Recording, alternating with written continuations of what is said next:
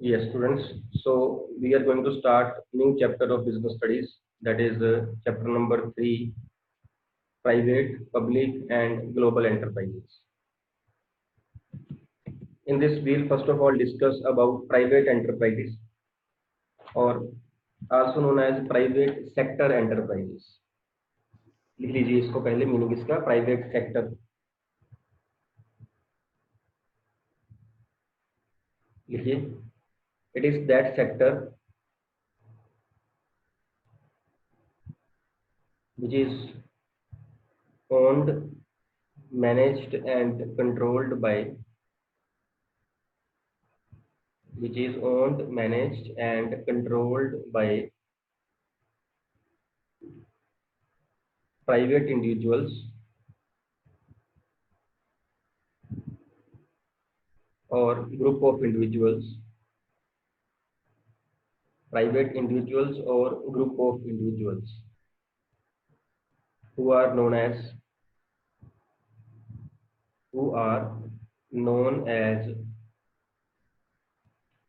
entrepreneurs.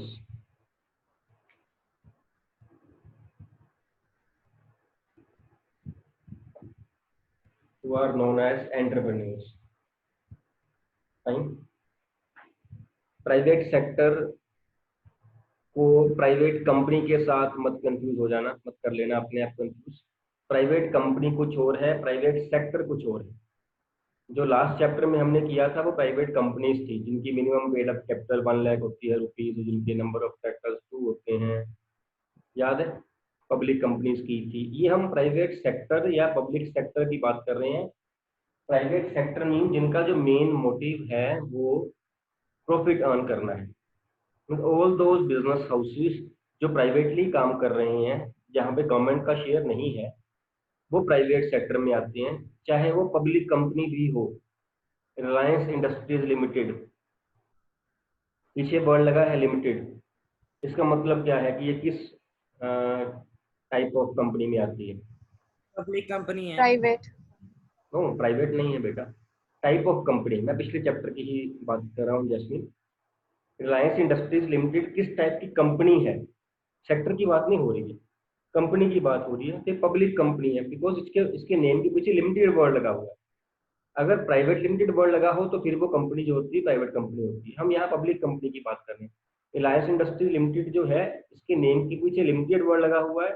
It means ये एक private public company है. ऐसे ही टाटा मोटर्स लिमिटेड, ये भी कंपनी जो है, इसके नेम के पीछे भी लिमिटेड वर्ड लगा हुआ है, तो ये भी एक पब्लिक कंपनी है. जिसके नेम के पीछे सिर्फ लिमिटेड वर्ड लगा हो वह पब्लिक कंपनी होती है. अब टाटा मोटर्स जो हो गई, इसकी हम बात कर रहे हैं, या रिलायंस इंडस्ट्रीज हो गई, ये सोशल वेलफेयर के लिए काम कर रही हैं या ये प्रॉफिट मोटिव के लिए काम कर रही हैं? Profit motive. प्रॉफिट मोटिव के लिए काम कर रही है. तो जो कंपनीज जिनका मेन मोटिव जो है, जो बिजनेस जिनका मेन मोटिव प्रॉफिट अर्निंग होता है, वो प्राइवेट सेक्टर होता है. वो सेक्टर की बात कर रहे हैं. वो सारे बिजनेस हाउसेस प्राइवेट सेक्टर में आ जाते हैं जिनका मोटिव जो है वो प्रॉफिट अर्न करना है, चाहे वो पब्लिक कंपनी ही हो. So don't get confused between public company and public sector और private company and private sector. Private sector is that sector जिसमें वो सारे बिजनेसेस आते हैं जो ग्रुप ऑफ इंडिविजुअल या इंडिविजुअल्स द्वारा मैनेज किए जाते हैं, कंट्रोल किए जाते हैं. Most importantly their main aim is to earn profits. Public sector जो होता है ये वो सेक्टर होता है. अब यहाँ मैं इस सेक्टर की बात, मैं कंपनी की बात नहीं कर रहा हूँ, मैं यहाँ सेक्टर की बात करूँ, जिसमें जो मेन है वो गवर्नमेंट होती है. मेन शेयर गवर्नमेंट के पास होता है और मेन जो मोटिव होता है वो सोशल वेलफेयर होता है. बिजनेस करना बाद में वो secondary motive. It doesn't mean कि वो प्रॉफिट मोटिव के लिए काम नहीं करते हैं, वो करते हैं, लेकिन वो उनका सेकेंडरी मोटिव होता है. The primary motive is social welfare. I hope I am clear. So private sector public sector कुछ और है, प्राइवेट कंपनी पब्लिक कंपनी कुछ और है. पिछले चैप्टर में पब्लिक कंपनी प्राइवेट कंपनी की हमने बात करी थी, यहाँ हम प्राइवेट सेक्टर पब्लिक सेक्टर की बात करेंगे. और थर्ड है ग्लोबल एंटरप्राइजेज, हम उसके बारे में हम बाद में बात करेंगे. ठीक है. तो प्राइवेट सेक्टर के बारे में आपने क्या लिखा? It is that sector which is owned, managed and controlled by entrepreneurs, that is individuals और group of individuals. Fine. and their main motive is to earn the and maximize the profits. आगे लिखिए public sector. It is that sector which is owned, managed and controlled by dash, which is owned Government. by Government. yes, very good, by government. It is owned, managed and controlled by government. Now which government? It may be central government, it may be state government, it may be local government also, it may be singly, it may be jointly also, है ना। अकेली central government कर रही हो, अकेली state government कर रही हो, इंडिविजुअली कर सकती है। सेंट्रल गवर्नमेंट स्टेट गवर्नमेंट मिलके कर रहे हैं तो वो जो है वो जॉइंटली हो गया, फाइन। और इनका जो मेन मोटिव रहता है that is not to earn profits, वो सेकेंडरी मोटिव है। जैसे हमने पहले बात करी, इनका जो प्राइमरी मोटिव है, the primary motive is to do the social welfare, fine. वहाँ यहाँ आप एग्जाम्पल में लिख लीजिए LIC, life insurance corporation of India, public sector में। IOC क्या है? IOC याद है किसी को, पता है किसी को? IOC ये ऑयल कंपनी है। चलो मैं हिंट दे देता हूँ, ये ऑयल कंपनी है। O फॉर ऑयल हो गया, O फॉर तो ऑयल हो गया ना, I फॉर तो इंडिया ही होता है, हमेशा हम ऐसे ही करते हैं। जैसे किसी फुल फॉर्म में कहीं I लगा हुआ एप्लीकेशन, उसको I को इंडिया बना देते। अब तो बना दो, मैंने हिंट दे दिया है।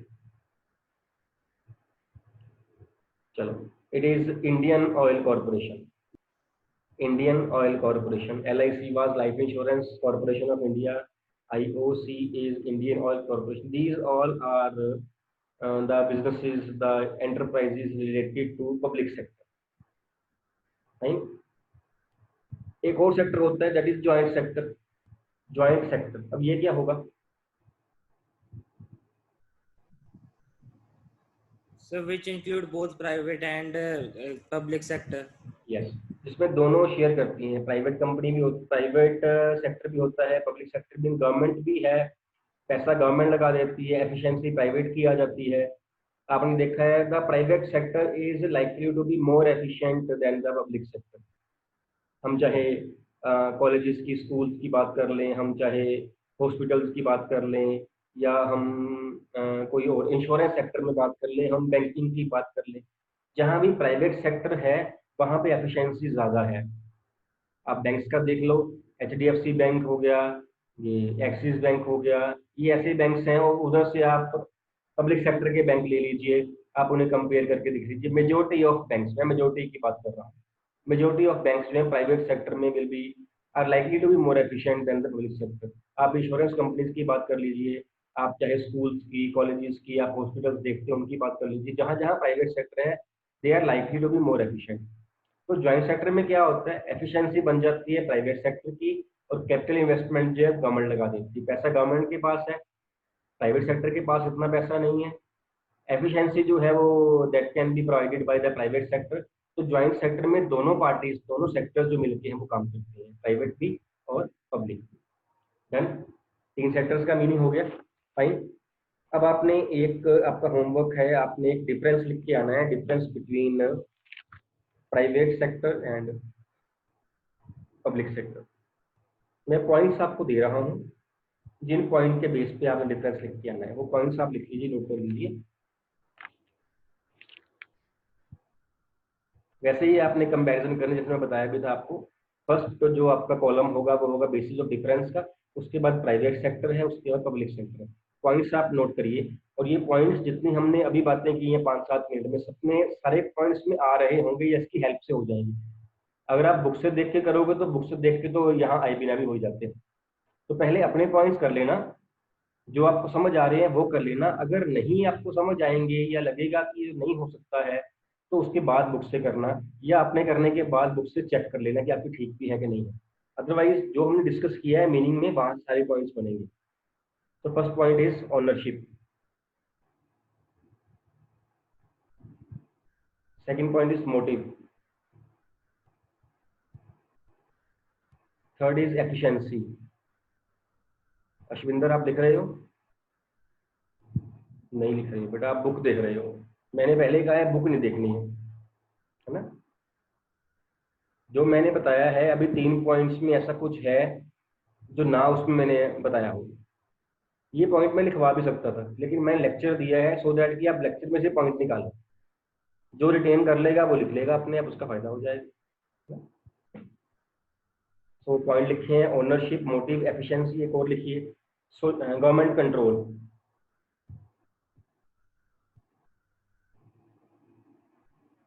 एक है इंपॉर्टेंस ऑफ प्रॉफिट मोटिव। कितने हो गए पॉइंट्स? 5 के आसपास हो गए। Yes, 5। sir. Yes, sir.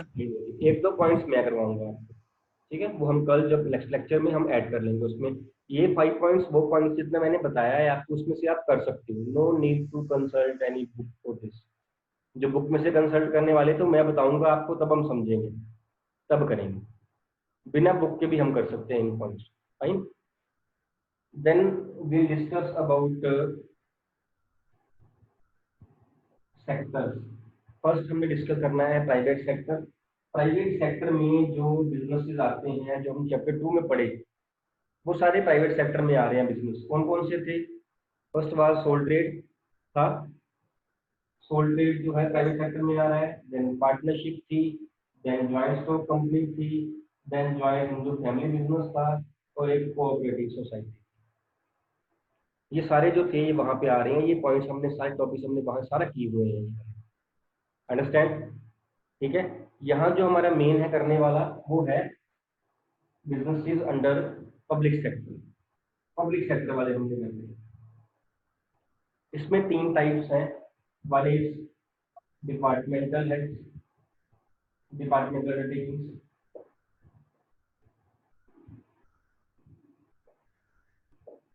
Second है पब्लिक कॉरपोरेशन, इसको हम स्टैट्यूटरी कॉरपोरेशन भी बोल देते हैं। And third is government company. Department undertakings, public corporations and government company, 3 तरह के होते हैं। Public corporation is also known as statutory corporation. Done? Should we start the first, that is department undertaking? कर ले स्टार्ट? यस, लिखिए। First point is first type of public sector, departmental undertaking. लिखिए इसका meaning. It is the oldest method of organizing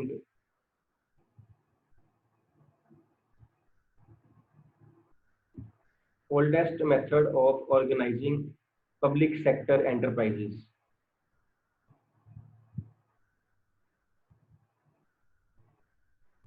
These enterprises are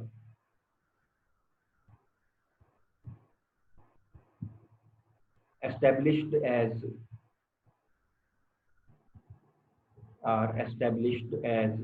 the departments of ministry,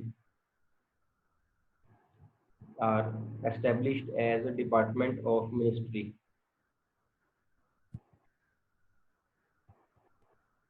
These are under the control of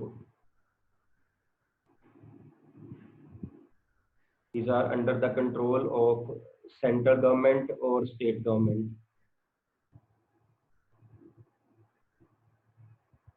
Central government or state government, and its employees are considered as government employees.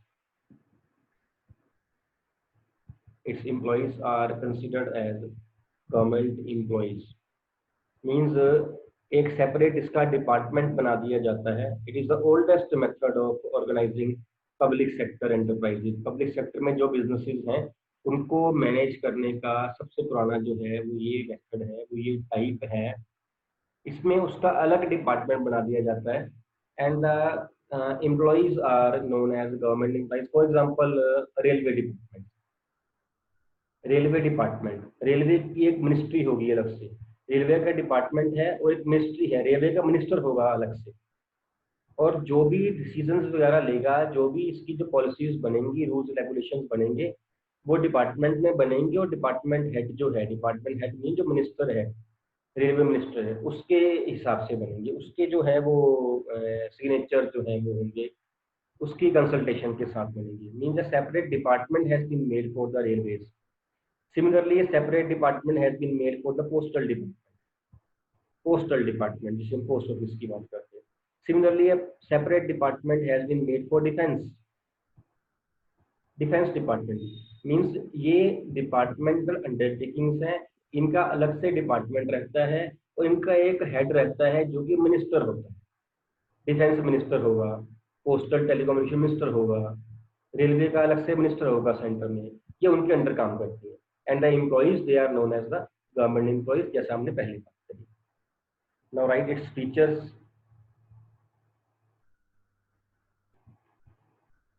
देखिए, it is financed by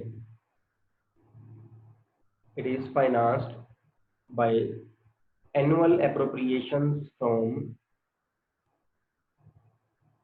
annual appropriations appropriations A double P R O P R I A T I O N S, financed from annual appropriations from treasury T R E A S U R Y।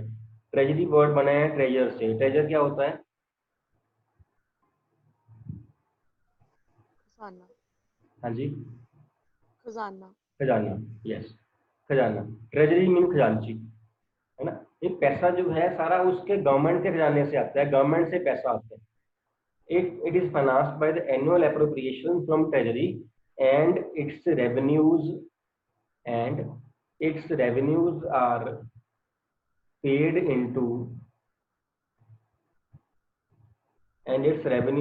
paid into the treasuries only, and its revenues are paid into the treasuries only। revenues क्या होते हैं? revenues means Profit। The income earned from giving services। yes, Profit। पैसा, yes, जो पैसा आता है वो treasury में जाता है, ट्रेजर में जाता है, जो खर्चे होते हैं वहां से होते हैं। इसका मतलब ये है भाई, खर्चे, इनकम जो है वो रेलवे की कहाँ से होगी? रेलवे टिकट से होगी। सामान यहाँ से वहां पहुंचाना है, गुड्स ट्रेन में, वहां से होगी, है ना। वो पोस्टल डिपार्टमेंट कहाँ से होगी? सेल ऑफ टिकट से होगी। सामान को रजिस्ट्री करवानी है, पार्सल करवाना है, वहां से होगी, वहां से इनकम होती है। खर्चे कहाँ पे होते हैं? इनकी सैलरीज के खर्चे होते हैं, इनका पेट्रोल डीजल के कोल के खर्चे होते हैं, वो जो खर्चे हैं, मतलब सारी इनकम्स इनकी जो है गवर्नमेंट के ट्रेजरी में जाएंगी, और सारे एक्सपेंसेस फिर वहीं से ही पे किए जाएंगे। विच मीन्स कि इनको जैसे प्राइवेट सेक्टर में था, एक खुद से अरेंज करना पड़ता है, खुद से नहीं अरेंज करना पड़ता। गवर्नमेंट के ट्रेजरी होता है, खजांची होता है, जिसके पास पैसे होते हैं, हम कह सकते हैं, वो इनसे पैसे ले लेता है, रेवेन्यू के खर्चे के पैसे इनको दे देता है। सिंपल सी अगर हम छोटे लेवल पे बात करें तो, ठीक। Second point is these departments are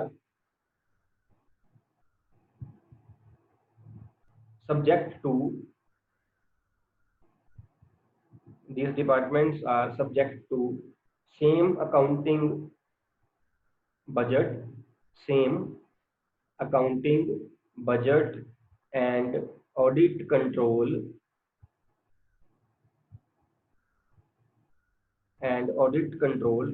as other government departments,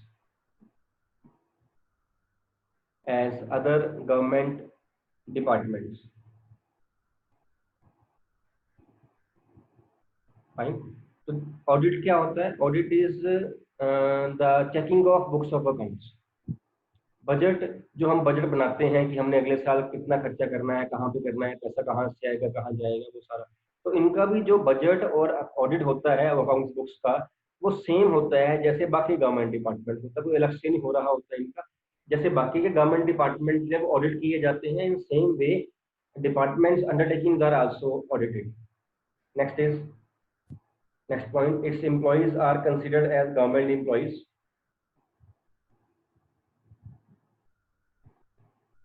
its employees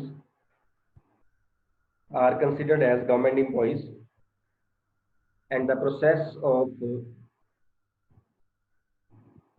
employment of service is same like other government employees.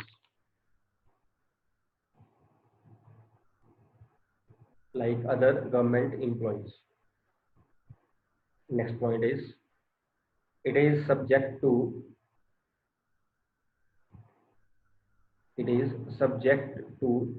direct control of the ministry.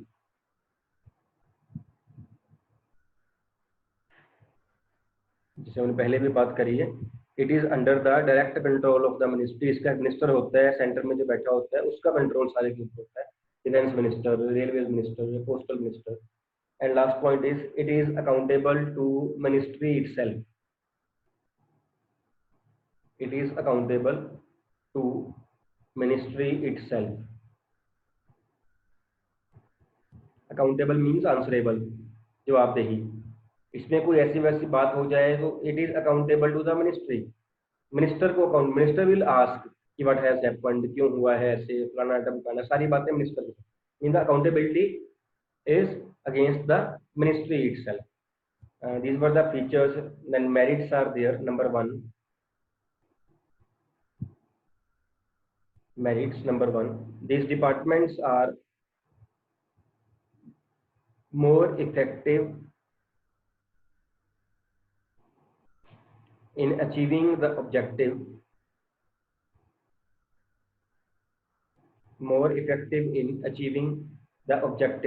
As they are under the direct control of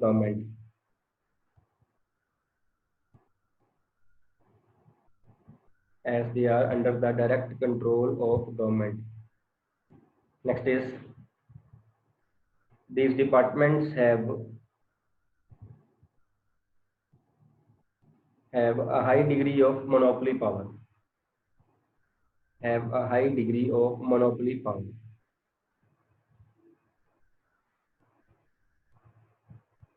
Monopoly क्या होती है? When there is one seller and many buyers, or when there are limited sellers and many buyers, that is monopoly. है ना? Mono means one.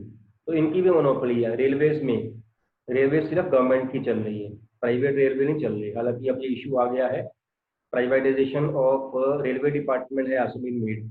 अब 1-2 सालों के बाद private train भी चलेंगी, हो गया है शुरू ये. बट स्टिल आज की डेट में इनकी मोनोपोली है, रेलवे की ही मोनोपोली है ना. रोडवेज तो चल रही हैं, बसेस चल रही हैं, लेकिन रेलवेज तो प्राइवेट नहीं है अभी तक, तो इनकी मोनोपोली होती है. Monopoly means when there is one seller and many buyers are there.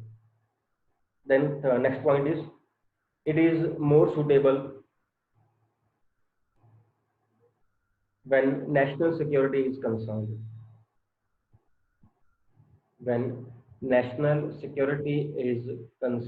यहाँ ये डिफेंस की बात कर रहा है. ये जो डिफेंस है कंट्री का, नेशनल सिक्योरिटी जो है, that can't be given to private sector, that can lie with only the government sector. उनको ही दे सकते हैं सिर्फ. Next is it acts as a source of income for the government.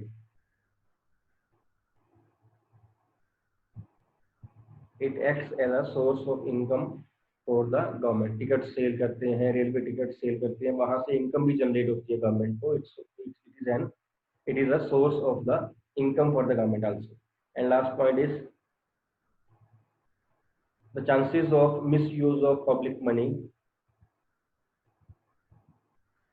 The chances of misuse of public money are minimized due to strict budget, accounting and audit controls. Due to strict budget, accounting and audit controls. जैसे हमने पहले भी बात करी कि जो control है, audit है या बजट है, जैसे बाकी डिपार्टमेंट्स का बनता है ऐसे ही इन डिपार्टमेंट्स का भी इन अंडर में बनता है। And that is suppose to be very strict, और अगर स्ट्रिक्ट हो तो chances of misuse of money are minimised. These were the merits. Next is demerits. लिखिए, there is too much centralisation, there is too much centralization of control, which results in less flexibility and less initiative, which results in less flexibility and less initiative. He says there is too much centralization. Centralization means centralization of control or centralization of decision making. कि सारा कुछ जो है वो government के पास है। It is centralised at the top. जितने decision में लिए जा रहे हैं, डिसीजन मेकिंग प्रोसेस जो है, जिसने भी हाँ ना करनी, जिसने भी रूल्स रेगुलेशन बनाने हैं, वो सारे सेंट्रलाइज्ड हैं, सारे गवर्नमेंट के पास है। Which result in the rigidity. Rigidity means less flexibility, कि नीचे एम्प्लॉइज के पास या डिपार्टमेंट में किसी के पास ये पावर नहीं होती कि उसको चेंज कर दे। फ्लेक्सिबिलिटी क्या होती है? Change as per the changing situation. अगर सिचुएशन चेंज हो तो उसको हम थोड़ा सा चेंज कर पाए तो we say it is flexible. लेकिन because everything is centralised with the government, तो इट इज लेस फ्लेक्सिबल, और we can say it is rigid, less initiative also, क्योंकि सारा कुछ तो बना बनाया आता है ऊपर से, हमें सिर्फ यस बॉस ही कहना होता है। एम्प्लॉइज के पास, डिपार्टमेंट्स के पास यस बॉस कहने के अलावा कुछ नहीं होता है। सारी प्लानिंग जो है ऊपर से की जाती है, इसलिए इनिशिएटिव एम्प्लॉइज का नहीं रहता है, क्योंकि उनके पास प्लानिंग करने का कुछ नहीं होता। Next point is there is too much interference of government, too much interference of government in the day-to-day management of the enterprise.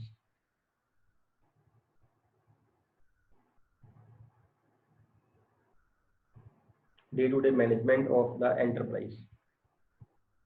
Next is there is red tapeism. Red tapeism.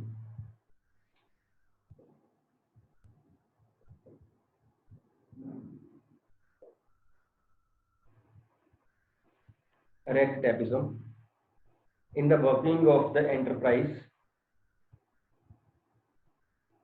which delays the action. Red tapeism in the working of the enterprise which delays the action. Now what is red tapeism? Red tapeism को ना हिंदी में एक term होती है लाल फीताशाही। लाल फीताशाही, फीता क्या होता है? वो जो रिबन काटते होते हैं ना, है ना। काम सारे हो जाते हैं, लेकिन मंत्री साहब आएंगे तो ये फीता काटेंगे तो हम काम शुरू करेंगे। मंत्री साहब आएंगे तो ये इसकी इनॉग्रेशन करेंगे तो हम काम ये डिपार्टमेंट शुरू करेंगे। मंत्री साहब आएंगे तो ये वाला रिबन काटेंगे तो ये पुल शुरू हो जाएगा, रोड शुरू हो जाएगी, ये ब्लॉक शुरू हो जाएगा। चीज बनी होती है, रोड बन गई है, ब्रिज बन गया है, कोई बिल्डिंग बन गई है, मिनिस्टर के पास टाइम नहीं है आने का, उसके कारण अननेसेसरी डिले सा हो रहा है। That delay is known as red tapeism. Means when we call the ministers कि इसकी इनॉग्रेशन करो जी, इसका ये करिए, बिकॉज वो डिपार्टमेंट के अंदर है तो डिपार्टमेंट मिनिस्टर को बुलाना पड़ता है या किसी और पॉलिटिशियन को बुलाना पड़ता है, सो दैट कि इसकी जो प्रॉपरली इनॉग्रेशन है वो हो जाए। तो जो मिनिस्टर के पास टाइम ना हो और अननेसेसरी वो डिले होता रहे, उसको बोलते हैं रेड टैपिज्म। बिकॉज ये गवर्नमेंट डिपार्टमेंट है तो इसलिए रेड टैपिज्म के चांसेस बहुत रहते हैं। नेक्स्ट देखिए, such types of organisations are insensitive to the needs of the people. Insensitive to the needs of the people. कि इनको लोगों की जरूरत से नहीं होता कि लोगों की जरूरत क्या है। फॉर एग्जांपल, अगर आपने कोई पोस्ट करनी हो, मान लेते हैं कोई लेटर पोस्ट करनी है या कोई रजिस्ट्री पार्सल करवाना है, तो वो इतनी केयर नहीं करते पोस्टल डिपार्टमेंट वाले कि कस्टमर, आपको उनके कस्टमर ही हो, कस्टमर आया है तो उसको मतलब उसको अटेंड करें या उसको आप खड़े रहो। यही अगर आप कोरियर वाले के पास चले जाओ, प्राइवेट वाले के पास चले जाओ, तो वहाँ पे ज़्यादा केयर करते हैं। आप किसी गवर्नमेंट ऑर्गेनाइजेशन के पास जाओ, उनको इतना नहीं होता, उन दे आर वेरी इनसेंसिटिव, क्यों नहीं कस्टमर आया, ठीक है, नहीं आया, ना से उनको सैलरी मिली जानी है। यही आप हम किसी प्राइवेट सेक्टर वाले के पास चले जाएं, सेम एग्जांपल आप बैंक में ले सकते हो। प्राइवेट बैंक में कितना डिफरेंस है, और आई एम नॉट सेइंग कि नेशनल बैंक वाले काम नहीं करते हैं, मैं ये नहीं कह रहा हूँ कि नेशनल बैंक वाले जो है वो काम नहीं करते हैं, लेकिन प्राइवेट बैंक वाले जो है वो आपकी सर्विस, होम तक सर्विस जो है वो प्रोवाइड कर देते हैं। ये हो जाता है। बात फॉलो कर रहे हो? ठीक है। कितने पॉइंट्स हुए हैं डीमेरिट्स के? 4 हाँ जी, 4 वो एक और लिख, एक और लिख लीजिए। these undertakings are unable to make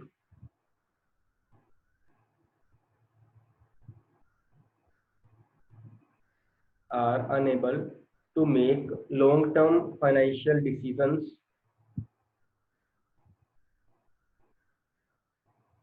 because of their dependence on government budget. Because of their dependence on the government budget. क्योंकि ये हमने पहले भी बात करी है, इनको पैसा कहाँ से मिलता है? गवर्नमेंट के ट्रेजरी से मिलता है, बजट से मिलता है, और बजट जो होता है वो साल के बाद बन जाता है।